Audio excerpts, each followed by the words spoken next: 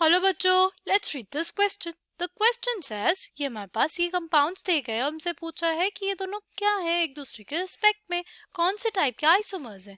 ठीक है, option A है हमारे पास पोजिशन आइसोमर्स, ऑप्शन बी है चेन आइसोमर्स, ऑप्शन सी है फंक्शनल आइसोमर्स और ऑप्शन डी है metamers. Okay, the key concept for this question is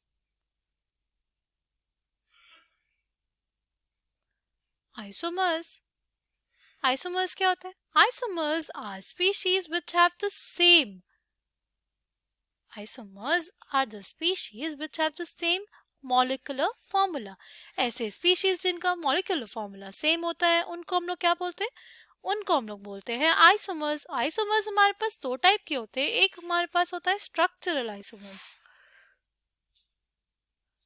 as the name says, इसमें हमारे पास जो कंपाउंड्स होते हैं उनके किस में अंतर होता है? अंतर होता है उनके स्ट्रक्चर में। ठीक है, और दूसरा हमारे पास होता है स्टीरियो आइसोमर्स। स्टीरियो आइसोमर्स जो होते हैं उनमें बेसिकली डिफरेंस होता है कि कैसे जो एटम्स हैं वो अरेंज्ड हैं इन स्पेस। राइट, उनमें किस बात का अंदर होता है? स्पेशल अरेंजमेंट का।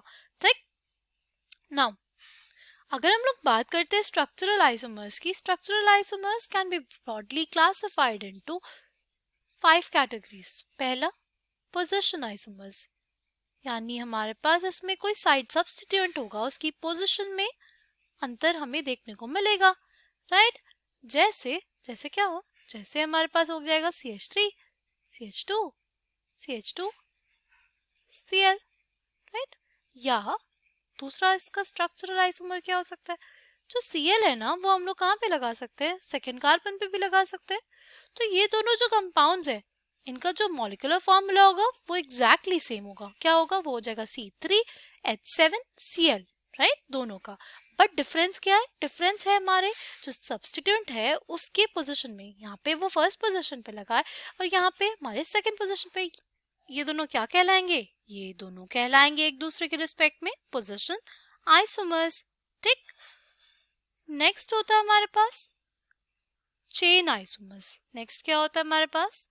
नेक्स्ट होता है चेन आइसोमर्स, यानी ऐसे स्पीशीज जिनका मॉलिक्यूलर फॉर्मूला तो सेम हो बट उनकी जो चेन लेंथ हो उसमें डिफरेंस आए। जैसे हमारे पास कुछ ऐसी स्पीशीज, ये क्या है हमारे पास? ये N-ब्यूटेन है हमारे पास। राइट, इसका फॉर्मूला क्या होता है हमारे पास? इसका फॉर्मूला होता है C4H10। राइट, अगर हम लोग कुछ ऐसी स्पीशीज लिख दे तो इसका भी क्या मॉलिक्यूलर फॉर्मूला? C4H10। राइट, इसका भी मॉलिक्यूलर फॉर्मूला क्या है हमारे पास? C4H10 है। बट इसमें ये 4 कार्बन की चेन है और इसमें ये मेन पेरेंट चेन जो है वो 3 कार्बन की है। इसीलिए इन दो स्पीशीज को हम लोग क्या बोलेंगे? ये दोनों क्या है? Chain isomers. राइट, अब हमारे पास तीसरा क्या है?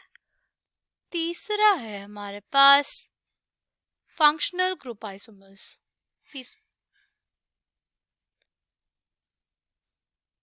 फंक्शनल ग्रुप आइसोमर्स, ऐसे स्पीशीज जिनका मॉलिक्यूलर फॉर्मूला तो सेम हो पर ना उनमें जो प्रेजेंट फंक्शनल ग्रुप है वो अलग हो। जैसे ये हमारे पास है एथेनॉल, इसमें कौन सा फंक्शनल ग्रुप प्रेजेंट है? इसमें प्रेजेंट है हमारे पास एल्कोहल फंक्शनल ग्रुप। और इसी मॉलिक्यूलर फॉर्मूले के साथ हम लोग लिख सकते हैं कुछ ऐसी स्पीशीज, वो हो जाती है ईथर।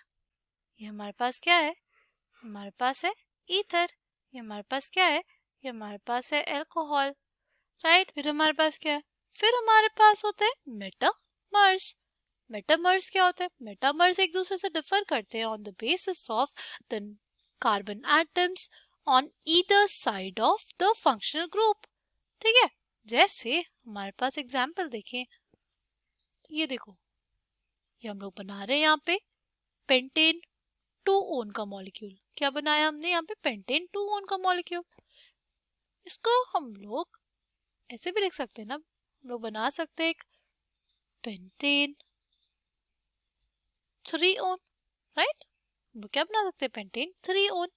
इसमें डिफरेंट क्या है? डिफरेंट है एक जो हमारा फंक्शनल ग्रुप है, कीटो ग्रुप है, इसकी एक तरफ 3 कार्बन की चेन है और दूसरी तरफ 1 कार्बन की, पर यहाँ पे हमारे पास 2 कार्बन की चेन है और यहाँ पे भी 2 कार्बन की chain.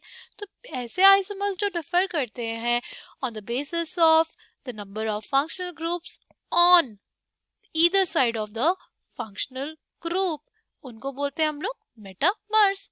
Coming back to the question, से पूछा है कि ये दोनों स्पीशीज किस चीज में रेफर कर रहे हैं। तो देखो यहाँ पे अगर देखें जो सी डबल बॉन्ड ओ है उससे फेनल ग्रुप जुड़ा हुआ है और यहाँ पे एच जुड़ा हुआ है, राइट। और ऑक्सीजन से यहाँ पे फेनल रिंग जुड़ी हुई है, यहाँ पे ऑक्सीजन से 2 फेनल रिंग जुड़ी हुई है। तो इस क्वेश्चन का करेक्ट आंसर हमारे पास क्या हो जाएगा? इस क्वेश्चन का करेक्ट आंसर हो जाएगा option D, these are metamers. I hope you understood it well. Thank you and all the best.